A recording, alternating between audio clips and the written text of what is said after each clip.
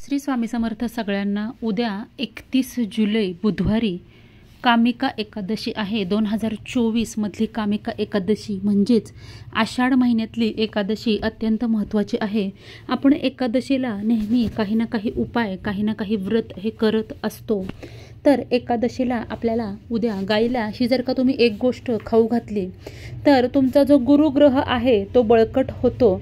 आणि जर का तुमच्या मुलांची अभ्यासात प्रगती अजून हवी असेल किंवा मुलांच्या बाबतीत तुम्हाला आणखीन उत्कर्ष मुलांच्या जीवनामध्ये पाहायचा असेल तर मुलांच्या हातून सुद्धा तुम्ही गाईला कोणती एक गोष्ट खाऊ घालू शकता, त्याच्या व्हिडिओमध्ये बघणार आहोत। त्यामुळे व्हिडिओ अगदी शेवटपर्यंत बघा। एकादशी मुळातच एक सगळ्यात पॉवरफुल व्रत आहे। कोणत्याही व्रतापेक्षा सर्वश्रेष्ठ एकादशीचं व्रत मानलं गेलेलं आहे। महिन्यातून 2 एकादशा येतात आणि जी लोक 15 दिवसाची एकादशी करतात त्यांची जे काही पूर्वाश्रमेची पापं असतात ती हळूहळू या जन्मामध्ये नष्ट होतात असं सांगतात। शास्त्रामध्ये असं सांगितलं आहे की एकादशी इतकं पवित्र दुसरं कुठलंही व्रत नाही। त्यामुळे जर का तुम्ही आत्तापर्यंत कुठलाच उपवास, कुठलंच व्रत करत नसाल तर फक्त 15 दिवसाची एकादशी करायला सुरुवात करा आणि बघा तुमच्या संपूर्ण जीवनामध्ये आणि एकंदरीत तुमच्या आरोग्यावर सुद्धा चांगला परिणाम होतो। 15 दिवसातून एकदा एकादशी केल्यामुळं काय होतं, आपण त्या दिवशी अन्न हे ग्रहण करत नाही, उपवासाचे मोजके पदार्थ खातो। तर यामुळं आपल्याला कॅन्सर होण्याचा सुद्धा धोका कित्येक पटीनं कमी होतो असं शास्त्रानं आपल्या सिद्ध केलेलं आहे। त्यामुळे एकादशी व्रत हे मुळातच अगदी आपल्या सगळ्यांसाठी उपयोगी असणारं व्रत आहे। एकादशी व्रत हे श्रीहरी भगवान विष्णूंना समर्पित आहे। या दिवशी भगवान विष्णू, विठ्ठल, पांडुरंग त्याच पद्धतीनं बाळकृष्णाची सेवा केली जाते। हे सगळे एकच स्वरूप आहेत, एकाच देवतेचे सगळे अवतार आहेत। त्यामुळे एकादशी तिथीला अधिक महत्त्व आहे। एकादशीच्या दिवशी स्नानाला महत्त्व आहे। त्यामुळे एकादशीच्या दिवशी प्रत्येकानं गंगा स्नान हे केलं पाहिजे, पण प्रत्येकाला ते जमत नाही। त्यामुळे आपण एकादशीच्या दिवशी आपल्या आंघोळीच्या पाण्यामध्ये कुठल्या 2 गोष्टी घालून आपण स्नान करू शकतो आणि इच्छित फळ मिळवू शकतो ह्याविषयीचा एक व्हिडिओ ऑलरेडी आपल्या चॅनलवर पोस्ट केला आहे, पाहिला नसेल तर नक्की पहा। तर एकादशी तिथी आणि गाईचा हा संबंध हा काय आहे, आपण एकादशीला गाईचाच उपाय का करतो, तर गाईच्या पोटामध्ये आपण म्हणतो 33 कोटी देवता वास करतात। ज्या व्यक्ती हातून गायीची नियमित पूजा होते, गायीला नियमित नैवेद्य दिला जातो, त्या व्यक्तीला आयुष्यामध्ये कधीही काहीही कमी पडत नाही।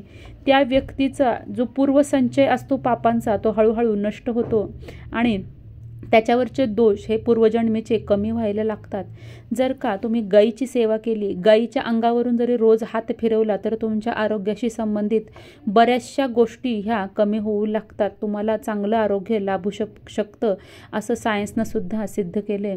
गायीला आपण एकादशीच्या दिवशी जी गोष्ट खाऊ घालणार आहे ती उपवासाला चालणारीच आपल्याला घालायची आहे।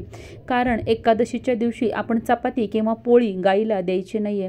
तर गाईला आपण या दिवशी काय द्यायचे, तर गाईला आपण या दिवशी आपल्याला केळी खायला द्यायची आहेत। आपल्या यथाशक्ती तुमच्या परीनं तुम्हाला जितके शक्य असतील तितके 2, 5, 7, 11 जितके शक्य असतील तितकी पिवळ्या रंगाची केळी द्यायची आहेत। कारण बघा, पिवळा रंग हा गुरुग्रहाशी संबंधित आहे। पिवळा रंग हा भगवान विष्णूंना प्रिय आहे। पिवळा रंग परिधान केल्यामुळे सुद्धा तुमचा गुरुग्रह चांगला होण्यास, चांगलं फळ मिळण्यास तुम्हाला मदत होते।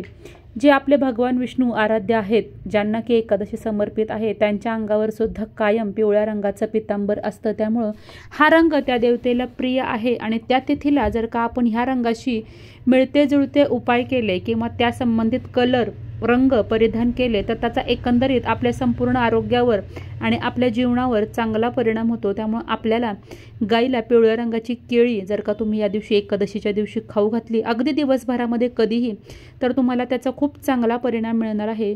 तुम्हाला जर का गाईची भीती वाटत नसेल तर तुम्ही तुमच्या हाताने गाईला केळी खाऊ घालायची आहेत। त्यामुळे सुद्धा तुम्हाला आणखीन एक गोष्टीचं तुम्हाला फायदा मिळेल, जो की जर का गाईला तुम्ही केळी खाऊ घालत असताना गाईनं तुमच्या हातावरून जीभ फिरवली तर असं म्हणतात की आपल्या हातावरची जी पापाची रेषा असते ती पुसली जाते. त्यामुळं गाईनं आपल्या जिभेनं आपल्या हाताला चाटणं सुद्धा खूप महत्त्वाचं आहे. पण शक्य नसेल, तुम्हाला भीती वाटत असेल तर तुम्ही केळी लांबून दिली तरीसुद्धा काही हरकत नाही. त्याआधी शक्य असल्यास गाईची पूजा करा. गाईला प्रदक्षिणा मारत असाल, शक्य असेल तर मारा, किंवा गाईला प्रदक्षिणा मारणं शक्य नसेल तर स्वतःभोवती 1 किंवा 11 प्रदक्षिणा मारा.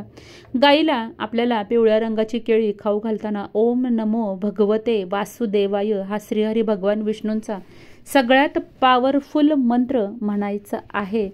आपण असं केल्यामुळं आपल्याला ह्याचं निश्चित चांगलं फळ मिळेल. तुमची कठीणातली कठीण इच्छासुद्धा पूर्ण होईल.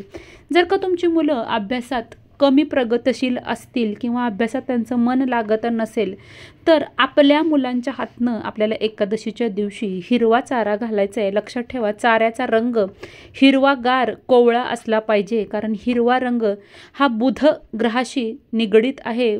बुध ग्रहाची निगडीत हिरवा रंगचा चारा आपण या दिवशी गाईला घातल्यामुळं मुलांची अभ्यासात प्रगती होते आणि मुलांच्या सुद्धा सगळ्या इच्छा या पूर्ण होतात. त्यामुळं गाईला तुम्ही या दिवशी तुमच्या हातून होता होईल तितकं पूजा आणि ही सेवा करायला विसरू नका. व्हिडिओ अगदी छोटासाच आहे, त्यामुळे इतरांसोबत जास्तीत जास्त शेअर करा. व्हिडिओ आवडल्यास आपल्या चॅनलला सबस्क्राईब करायला विसरू नका. व्हिडिओला लाईक शेअर करा. लवकरच भेटूया नवीन व्हिडिओमध्ये आणि नवीन माहितीसोबत. तोपर्यंत माझ्याकडून सगळ्यांना श्री स्वामी समर्थ.